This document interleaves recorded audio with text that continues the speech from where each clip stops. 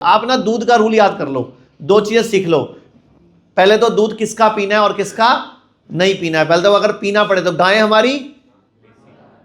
हमारी, अच्छा अकल बड़ी के गई भैंस, काला अक्षर जिसकी लाठी, भैंस के आगे, सारी कहावतें भैंस पे क्यों है पहले तो ये बताओ। गाय पे एक ही है माँ और भैंस पे कितनी सारी कहावतें हैं। मैं आपको एक्सपेरिमेंट बताता हूँ। देखो ये भैंस पे कहावतें क्यों बनाई कि भैंस का दूध जल्दी से हजम नहीं होता। भैंस का दूध हजम होता है लेकिन किसको, जो रोज बहुत सारी मेहनत करते हैं, जो 20 किलोमीटर साइकिल चलाए, कुश्ती लड़े, कोई पुराने टाइम पे राजा महाराजा जो भैंस का दूध है वो उनको पिलाते थे जो सैनिक युद्ध में लड़ने जाते थे। ताकत के लिए वो भैंस का दूध पीते थे। हमारी बॉडी जिस तरह के हम लोग हैं, हमारे तो हजम ही नहीं हो सकता क्योंकि बहुत गाढ़ा होता है, भारी होता है, हम हजम नहीं कर पाते। और दूसरी बात, अगर भैंस का दूध इतना ही बढ़िया है, अगर बढ़िया है तो अमेरिका में कोई क्यों नहीं पीता, जापान क्यों नहीं पीता, जर्मनी, चाइना, कोरिया, पूरी दुनिया के हर देश में भैंसे हैं जंगल में आवारा पशु के रूप में, लेकिन दूध तो कोई नहीं पी रहा ना।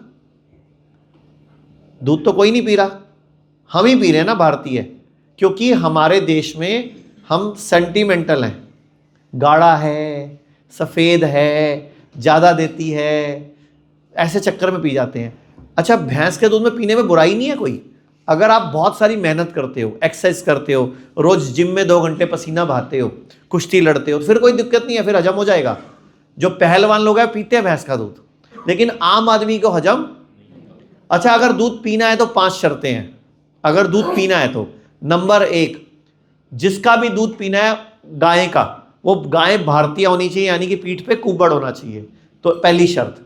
दूसरी शर्त, रोजाना गायें कम से कम 3 से 5 किलोमीटर जंगल में जड़ी बूटियां खाने जानी चाहिए, यानी कि गायें एक जगह पे बंधी नहीं होनी चाहिए, रोज उसकी खूब सारी सैर होनी चाहिए, एक्सरसाइज होनी चाहिए, यानी कि जंगल में 3, 4, 5 किलोमीटर रोज जड़ी बूटियां खाने जाए।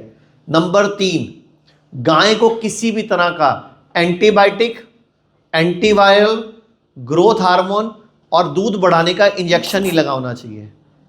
नंबर 4, गाय के बच्चा नेचुरल पैदा होना चाहिए, यानी कि बैल के मिलन से। अभी आर्टिफिशियल इंसेमिनेशन से बच्चे पैदा होते हैं, यानी कि बैल के बगैर ही वो अंदर स्पर्म प्रवेश कराते हैं इंजेक्शंस लगा के। नंबर 5, गाय के चारे में, जो गाय चारा खाती है, उसमें कोई पेस्टिसाइड, कोई केमिकल, कोई स्प्रे नहीं होना चाहिए। तो अब आप बताओ, तो ये 5 शर्तें पूरी करो तो गाय का दूध अमृत है। लोग कहते हैं आयुर्वेद गंभीर बीमारियों का इलाज नहीं कर सकता, लेकिन अगर पूरे भारत में कोई गंभीर बीमारी से परेशान है तो आयुर्वेद को ट्राई करने तो आ सकते हो ना, पंचकर्मा करा सकते हो, नुकसान तो कुछ होगा नहीं, लेकिन बॉडी हील कर गई तो जिंदगी आपकी बन जाएगी। और सभी प्रकार के हेल्थ इंश्योरेंस हमारे 120 सेंटरों पर चलते हैं।